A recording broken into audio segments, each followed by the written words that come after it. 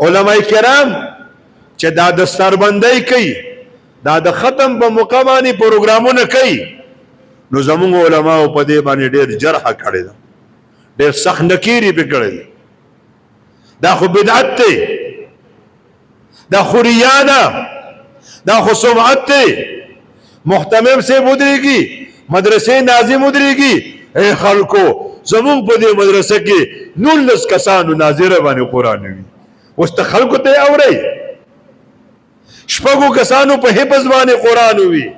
اے ماما، اے محتمم صاحب، ته ریاکاری کوي، ته سمعت کوي، دا خو ګناه دی. علماء کرام فرمایي د هر شي دوه طرفونه وي.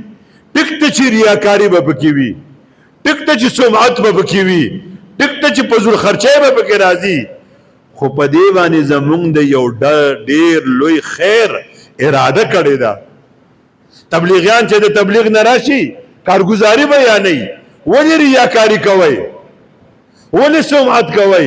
هغه وایي مولوي صاحب مونږ سمعت نه کوو، مونږ ریاکاری نه کوو، مونږ کارګزاري بیانو چې دا کوم خلق تبلیغ نه نه دیدلی چې د امت مسلمه دغه مغموم زړه وویني او دغه بې جنازې خلق په دفن وویني او د خلکو منځونه او جنازې کمزوري وویني چې دا خلق تبلیغ له لاړ شي. دا مقصد دی. بېشکه هغې کې به څه وینا راځي، مدرسو والا په دې نیت نه کوي کار چې ما ته دې خلک واه وکړي، زه دې ریاکاري وکړمه.